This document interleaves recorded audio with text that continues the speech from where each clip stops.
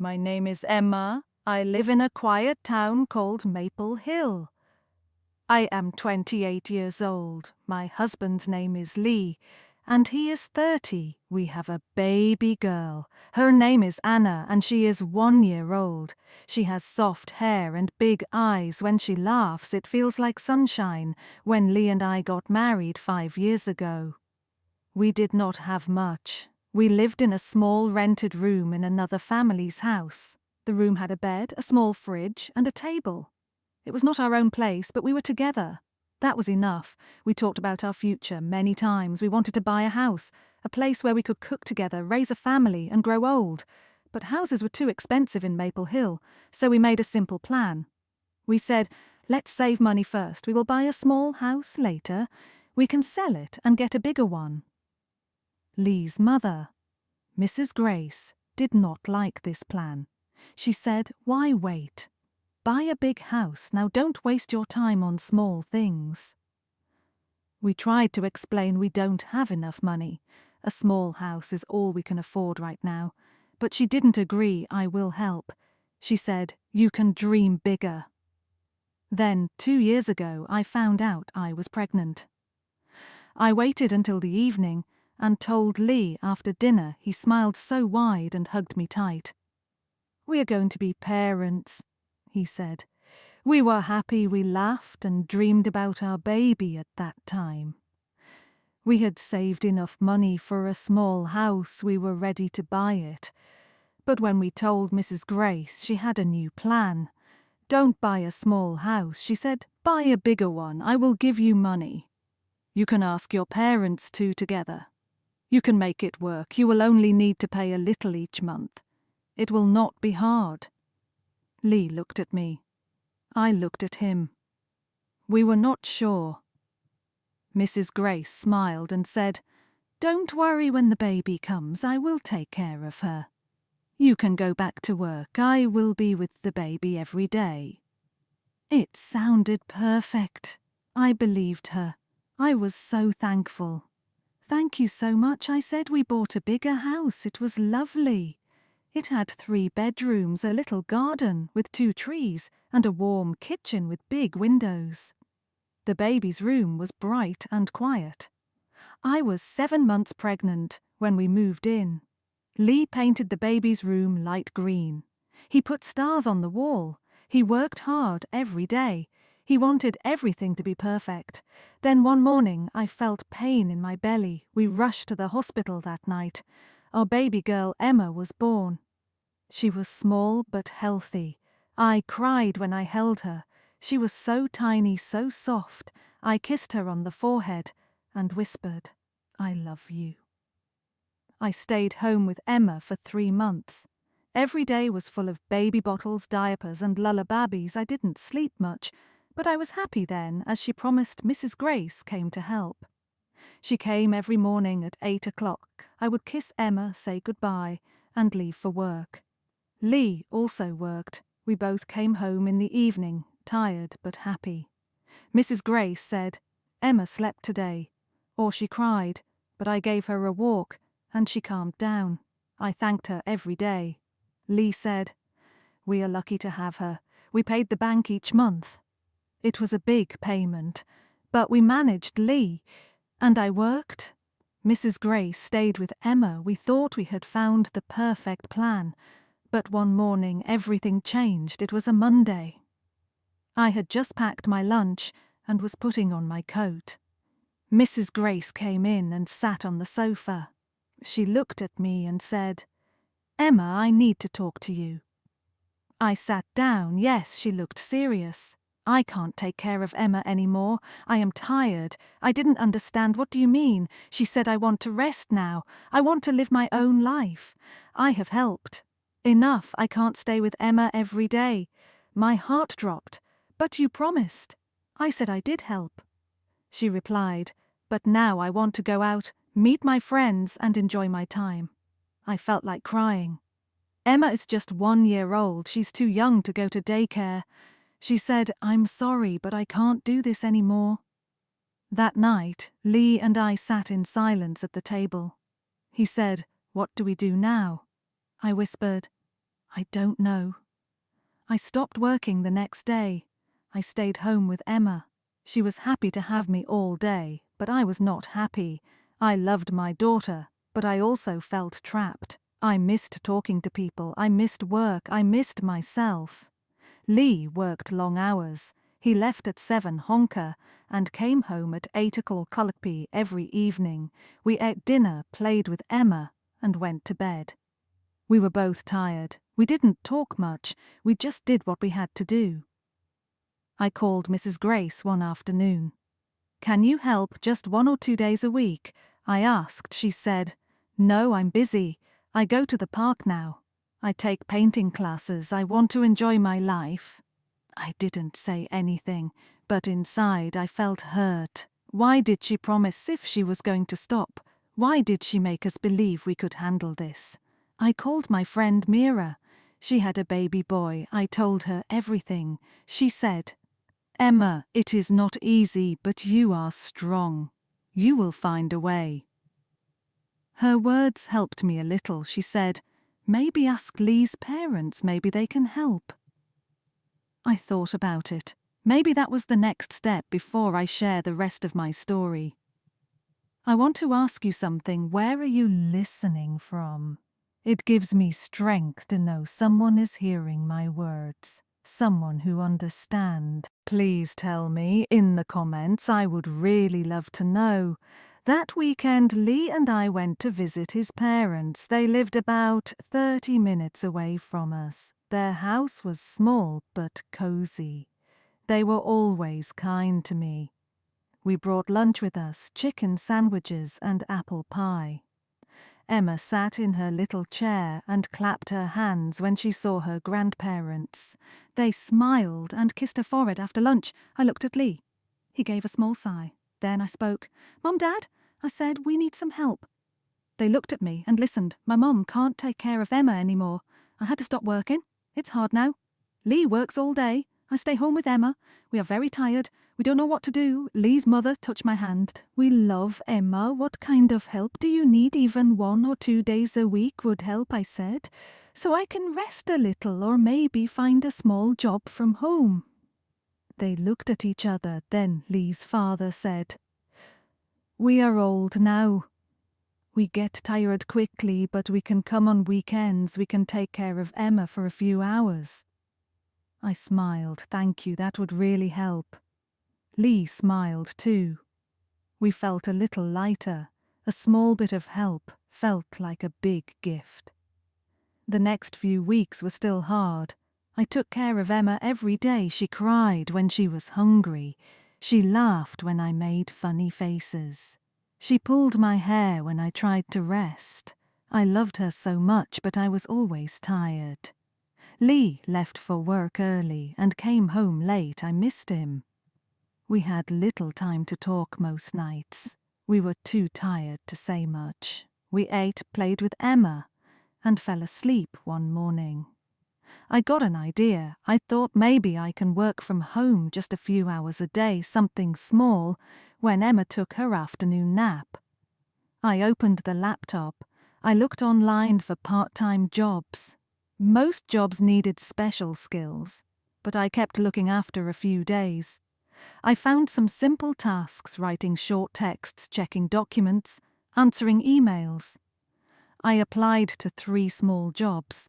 One of them said yes. They wanted me to write short stories for children. I was excited. I wrote, "When Emma slept sometimes at night, sometimes in the early morning." The pay was small, but it was something. It made me feel useful again. I told Lee I found a small job. He smiled and kissed my forehead. "I'm proud of you." That weekend, his parents came again. They played with Emma while I rested. I closed my eyes for 20 minutes. It felt like gold, but I still thought about my mother every day. One afternoon, my phone rang. It was her. "Hello, Emma." She said, "How are you?" I wanted to say, "I'm tired, I need your help," but I didn't. "I'm fine," I said. She said, "I went to the park today. I met some new people. I joined a walking group. It's nice." I listened. My hands felt cold. I wanted to say, "You have time for walks, but not for me." But I stayed quiet after the call. I cried a little. Emma looked at me and smiled. I picked her up and kissed her. "You're my little sunshine," I whispered later that night. Lee said, "I will try to find a better job, maybe one with more money." "Do you think it's possible?" I asked.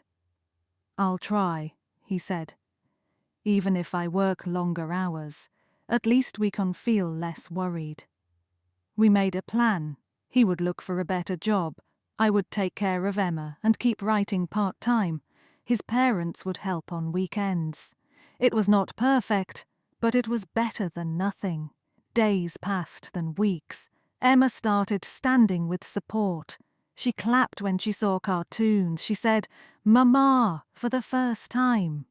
I cried. It was the happiest sound I ever heard. Lee found a better job. The pay was more, but he had to leave earlier and come home later. I missed him more, but I understood. I worked late at night. I cleaned and cooked during the day. I played with Emma and sang songs to her. My back hurt sometimes. My eyes felt heavy, but I kept going. One sunny afternoon, the doorbell rang. It was my mum. She was wearing a new dress. Her hair looked different. "Hi, dear," she said. I was surprised. "Hi, Mum, come in." She looked at Emma and smiled. "She's growing so fast." "Yes," I said. "She's walking now. She looks happy." My mum said I made tea and we sat at the table. Emma sat on the floor with her toys. My mom looked at me. "Emma, I know you were upset. I know I made things hard for you. I stayed quiet." She said, "I didn't think it would be so hard.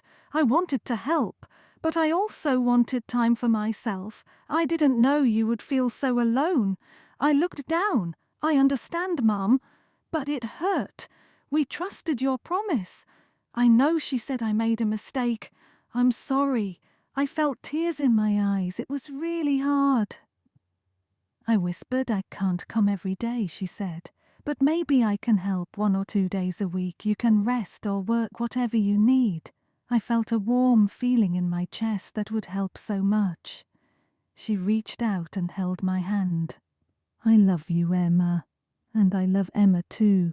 I smiled. "I love you too, Mum." Emma looked up and laughed. We both looked at her and laughed with her. Maybe things were not perfect, but they were getting better. After that day, my mum started visiting us twice a week on Tuesdays and Fridays. She came in the morning and stayed until the afternoon. She played with Emma, fed her lunch, and sang her songs. Sometimes she brought toys or soft clothes for Emma. My daughter loved her time with Grandma. Those 2 days felt like a gift to me. I used that time to write more for my small job. I also took short naps, cleaned the house, or sat in the garden with tea for the first time in months. I felt a little free. One afternoon, while Emma was sleeping, I sat with my mum in the kitchen. She said, "You are doing a great job, Emma. I didn't understand it before. Taking care of a baby is very hard." I looked at her. "Yes, Mum, it's the hardest thing I've ever done." She smiled softly. "I was tired before, but maybe I didn't want to face the work again. Now I see how much you needed help." I felt a little sad and happy at the same time. "I'm just glad you're here now," I said. She reached across the table and squeezed my hand. "I'll try to be here when I can." Things were still not easy. Lee's new job gave us more money, but we saw him less. He left the house when the sky was still dark and came back when Emma was almost asleep. Some nights he walked in with tired eyes and heavy steps, but when he saw Emma's little hands reaching up to him, he smiled every time he picked her up, kissed her cheek and said, "I missed you today, little star." We still didn't talk much at night. We were both too tired. But we started writing short notes to each other. I would leave one by the coffee machine. "I'm proud of you." He would leave one near my laptop. "You're doing great. It helped. Even small words can carry a lot of love. Emma kept growing. She started walking alone. She tried to speak more. She said, "Dada, mama, milk and ball." Each new word felt like magic. Every time she learned something new. I forgot how tired I was. One Sunday, we all went to the park. Mealy Emma and my mum Emma ran around on the grass. She laughed when she saw a dog. She clapped her hands when the wind moved the leaves. Lee took pictures, and my mum helped Emma pick small flowers. I sat on the bench and looked at them. My family, not perfect, not easy, but full of love. Later, when we came home, Lee and I sat at the table. Emma was asleep in her room. He said, "We've come a long way." "Yes," I said. "We were so lost at the start." He looked at me. "Do you still feel angry at your mum?" I thought for a moment, a little. I said, but also, "No, she came back. She helps. Now that means something." He nodded. "You are strong. Emma, you never gave up." I smiled. We didn't give up. We did this together. I also thought about what I had learned. Life is not always what we plan. People can change, promises can break, but new paths can open too. I had felt hurt, tired, and lost, but I also found strength I didn't know I had. Sometimes I still get tired. Sometimes Emma wakes up at night. Sometimes I feel sad when I don't get time for myself, but then she smiles at me, and I feel like I can keep going. Now I wake up early and play music while making breakfast. Emma dances around with her little steps. I write small stories in the afternoon. My mum helps twice a week on weekends. Lee's parents come and take Emma to the park. Lee works hard but comes home with little gifts for Emma, a book, a toy, a flower. He says she is our light. One evening, my mom stayed for dinner. After we ate, she sat with Emma and showed her a picture book. Lee said to me, "You look happy tonight." I looked at him and said, "I am. I think we're doing okay." He smiled. "We're learning every day." I whispered, "Yes, and we are not alone anymore." Before going to sleep that night, I stood by Emma's bed and watched her sleep. Her small hands held her toy bunny. Her mouth was slightly open. I kissed her forehead and whispered, "You are my joy." Then I went to bed, closed my eyes, and felt peace. I had learned something important. Life is not always easy. People can change their minds. Plans can fall apart, but love can grow again. Families can heal, and strength comes when we keep trying. Even on hard days, we were not a perfect family, but we were a real one, and that was enough. If this story touched your heart, don't forget to like, comment, and share. More emotional and inspiring stories are coming soon.